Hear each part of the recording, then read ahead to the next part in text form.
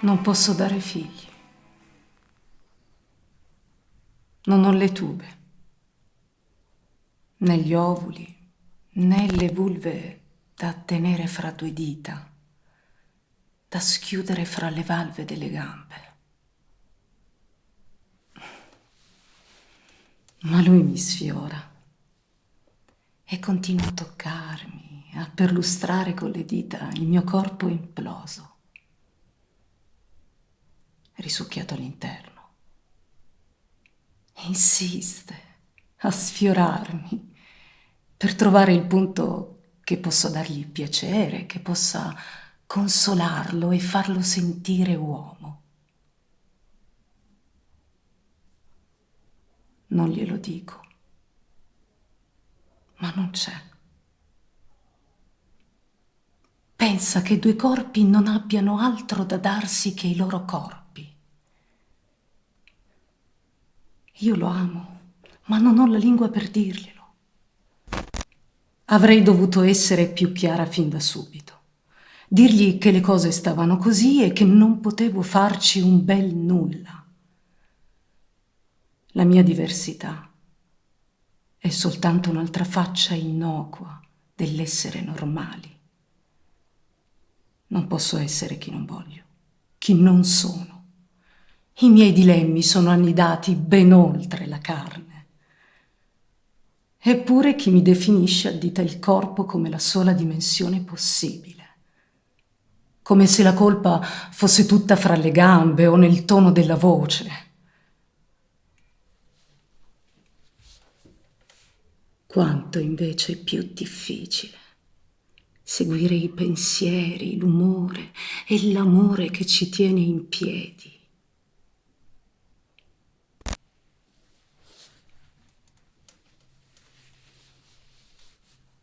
Io sono un corpo transessuale,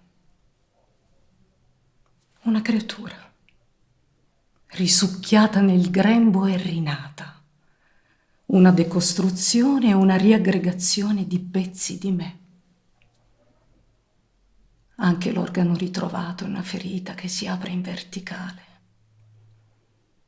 il vessillo di un corpo che muore e che rinasce a pezzi. Le cicatrici restano. E neppure quelle il corpo dimentica. È come se la natura liberata vi ballasse ora adagio sopra,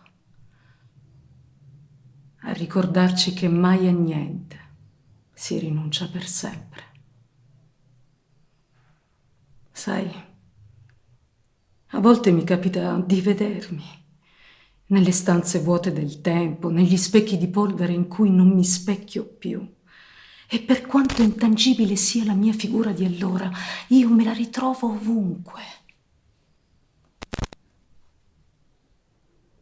A 10 anni sentivo di non essere maschio, ma non sapevo si potesse diventare femmina. Sono stata così vicina al silenzio del corpo da vederlo scomporre tra le mani.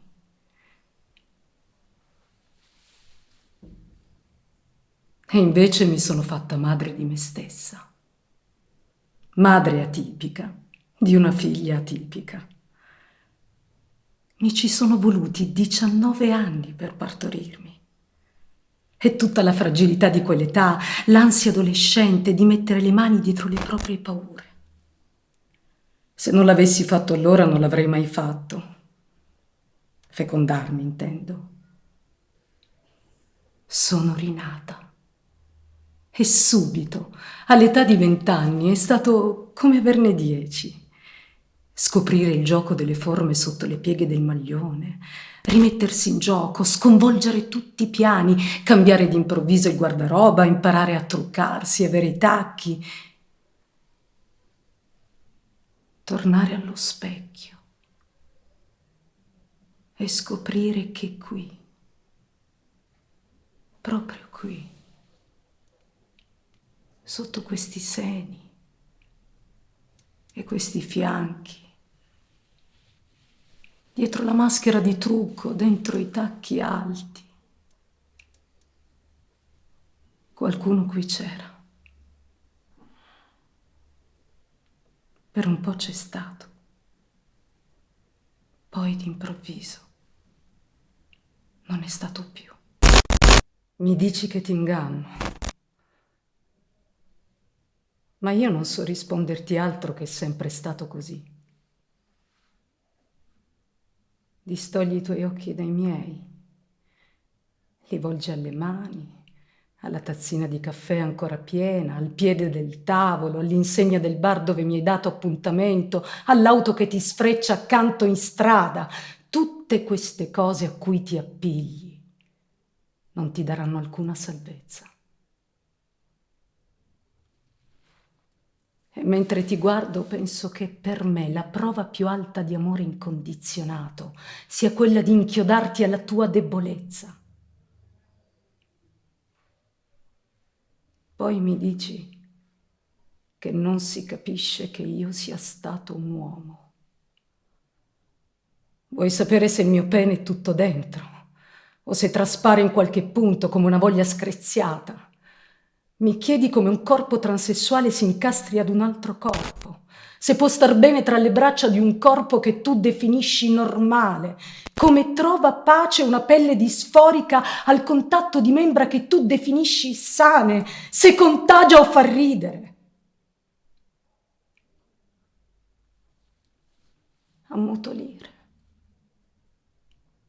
Dovrei chiedere perdono per l'imprevisto.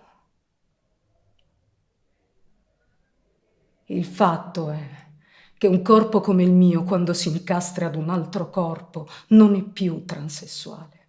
Quando si lega ad una carne che accoglie, forse non è nemmeno più un corpo. Io rinuncio all'arroganza della definizione, all'insensatezza di attenersi alle parole per vedere la realtà.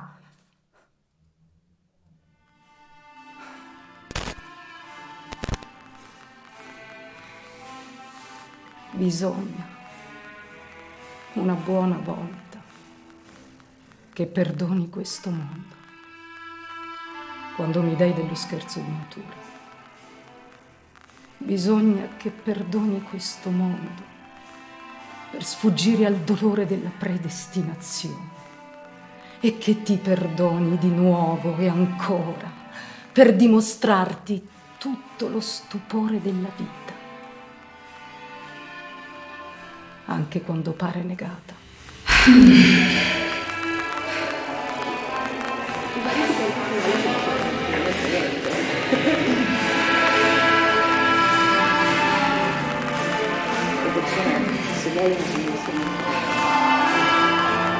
Stai più o meno una settimana